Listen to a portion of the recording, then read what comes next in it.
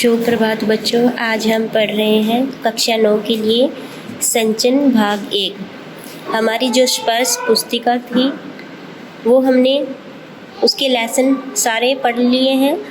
ये संचन भाग 1 से इसका पाठ हम ये 4 करेंगे। हमारे इस पाठ का नाम है हामिद खां, जो एस के कोटे काट ने लिखा है। देखिए इस लेसन में एस के कोटे काट ने क्या कहा है कि तक्षशिला जो पाकिस्तान में है में आगजनी समाचार पत्र की यह खबर पढ़ते ही मुझे हामिद खां याद आया। लेखक कहता है कि मुझे हामिद खां याद आया जब मैंने समाचार पत्र को उठाया। मैंने भगवान से विनती की कि हे भगवान, मेरे हामिद खां की दुकान को इस आगजनी से बचा लेना। अभी 2 साल ही तो बीते हैं जब मैं तक्षशिला के पौराणिक खंडर देखने गया था। एक और कड़कड़ाती धूप, दूसरी ओर भूख और प्यास के मारे बुरा हाल हो रहा था। रेलवे स्टेशन से करीब पौने मील की दूरी पर बसे एक गांव की ओर निकल पड़ा।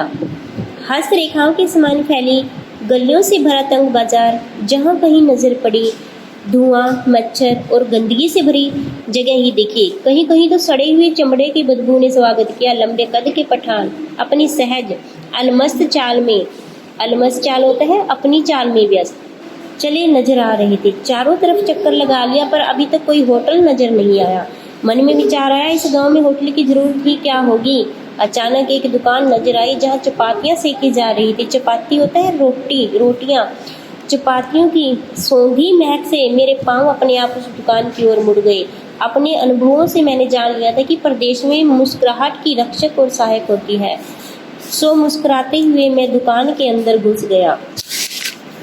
एक उधेड़ उम्र का पठान अंगीठी के पास सिर झुकाकर चपातियां बना रहा था।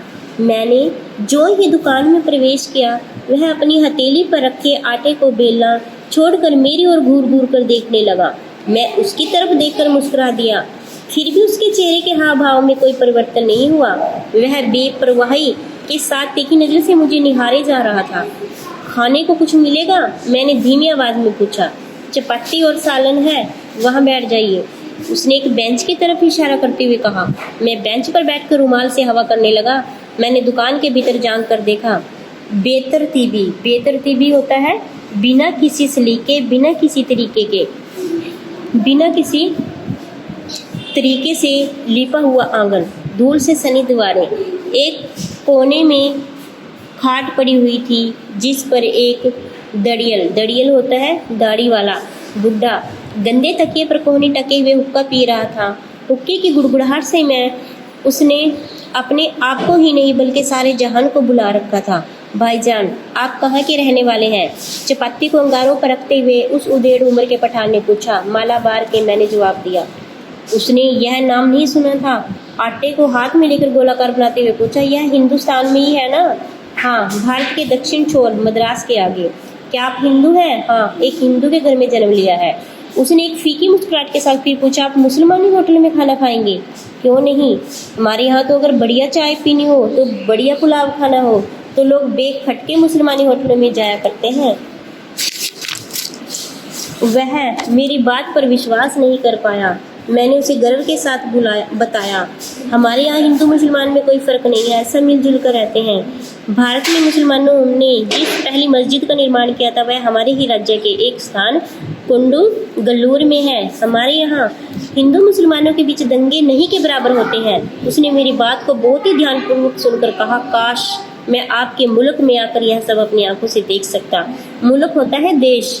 क्या आपको मेरी बात पर विश्वास नहीं होता? मैंने पूछा।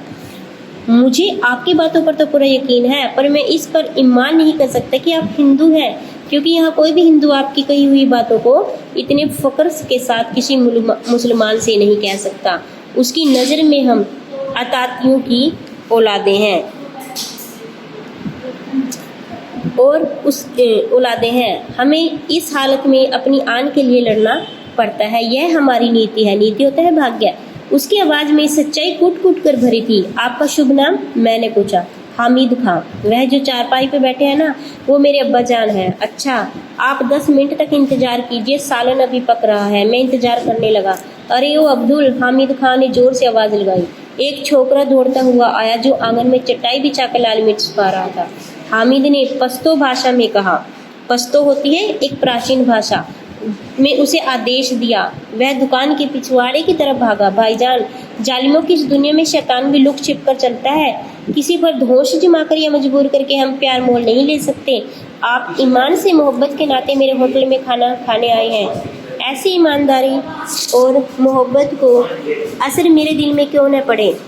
अगर हिंदू और मुसलमान ईमान से आपस में मोहब्बत करते तो कितना अच्छा होता। धीमे स्वर में बोलते हुए वह अंगीठी से आखिरी चपाती उतार कर खड़ा हो गया।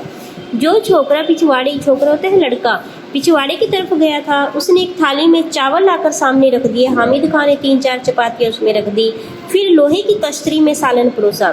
छोकरा साफ पानी से भरा एक कटोरा मेज पर रखकर चला गया। मैंने बड़े ही चाव होता है शौक से भर पेट खाना खाया। कितने पैसे हुए? जेब में हाथ डालते हुए मैंने हमीद से कहा। मुस्कुराते हुए हमीद ने मेरा हाथ पकड़कर बोला, भाईजान माफ़ कीजिए, पैसे नहीं लूँगा, आप मेरे मेहमान हैं। मेहमानबाजी बात अलग है, एक दुकानदार के नाते आपको खाने के पैसे लेने पड़ेंगे। आपको मेरी मोहब्बत की कसम। 1 रुपये के नोट को मैंने हामिद खान की ओर बढ़ाया।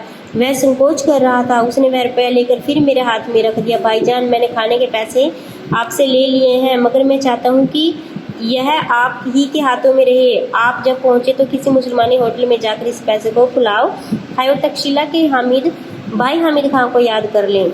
वहां से लौटकर मैं तक्षशिला के खंडहरों की तरफ चला गया। उसके बाद मैंने फिर कभी हामिद खान को नहीं देखा, पर हामिद खान की वह आवाज़, उसके साथ बिताए क्षणों की यादें आज भी ताज़ा है।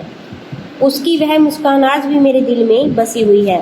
तक्षशिला के सांप्रदायिक दंगों की चिंगारियों की आग से हामिद और उसकी वह दुकानें, जिसने मुझे भूखे को दोपहर में छाया और खाना देकर मेरी शुदा होता है भूख और प्यास को तृप्त किया था। तृप्त होता है शांत करना, बची रहे। मैं यही प्रार्थना कर रहा हूँ। हाँ जी, यह हमारा पाठ था, हामिद था। अब इसकी शब्दार्थ और कुछ क्वेश्चन जो है प्रश्न उत्तर, उनका अध्ययन करेंगे।